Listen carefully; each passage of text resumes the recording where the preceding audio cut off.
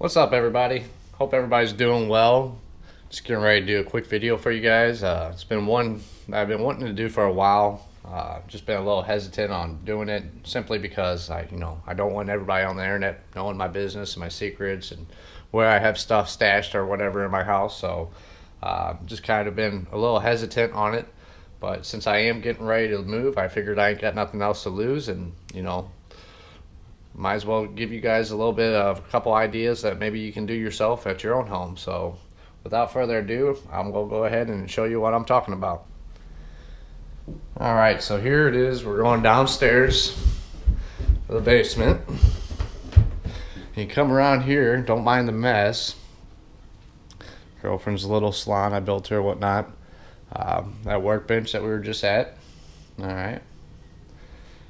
And then over here in the corner, you might not realize when we came down, but see, there's a little mirror right there. And if you walk over to this mirror and you pull it back,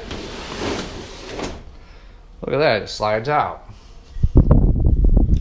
So what I did here was I took it stud to stud and cut the drywall out, put up a new piece of drywall.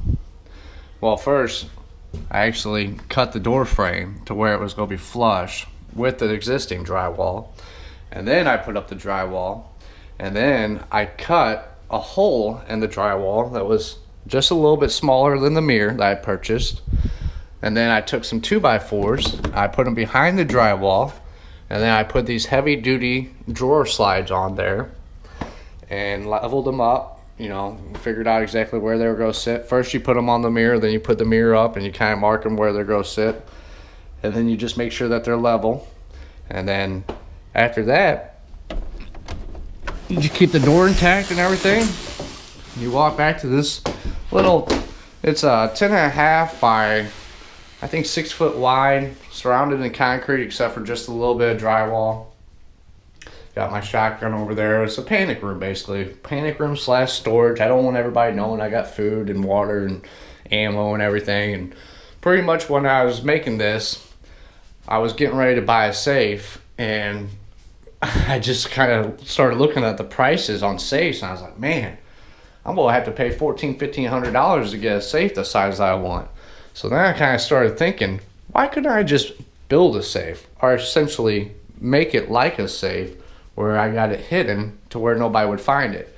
And I kind of just looked for a part of my house that, was not being utilized and was small enough to where it wasn't like, blatantly obvious.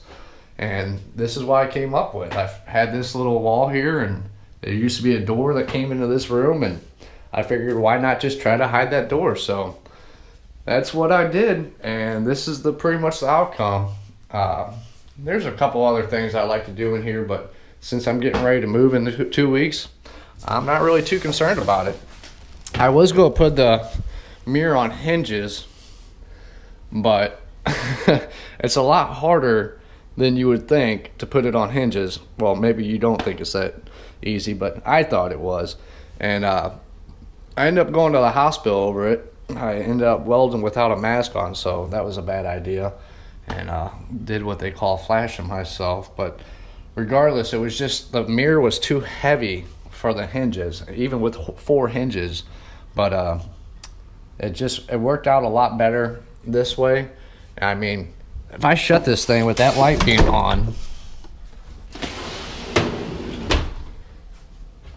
I mean, you can't see back there whatsoever. It's nice and tight. And even if you turn off the light, hold on.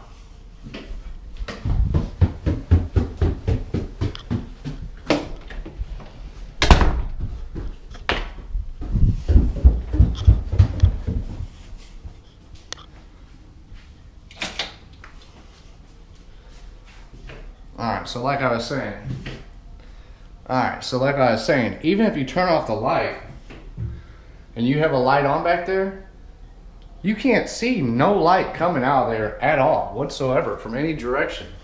And that's kind of essential because you want to be able to have your light on if you have to hide back there or whatever, and still not have anybody be able to see that you're hiding back there. There's a light coming from the back of the mirror.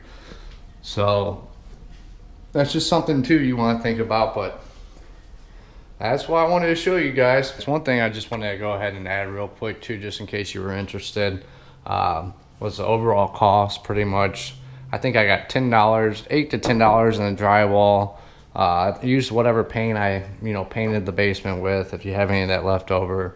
The mirror, I think I got that at Bed Bath & Beyond for $100. And then I used some scrap 2x4s that were laying around the house. And then the drawer slides, I think those things were like maybe $6 to $8 a piece, maybe a little bit more, I can't remember exactly, but no more than anywhere between 25 bucks at the most.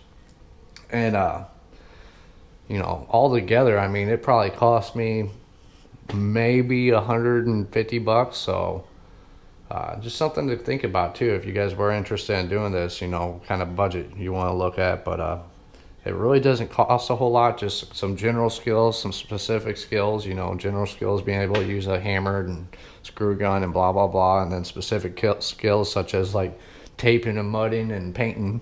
I mean, those are pretty all easy things to do. So you can do this on your own. You just got to think about it a little bit and what would work out best for you. So anyways, hope you guys all liked it and enjoyed. Please like and subscribe. Patriots R Us out.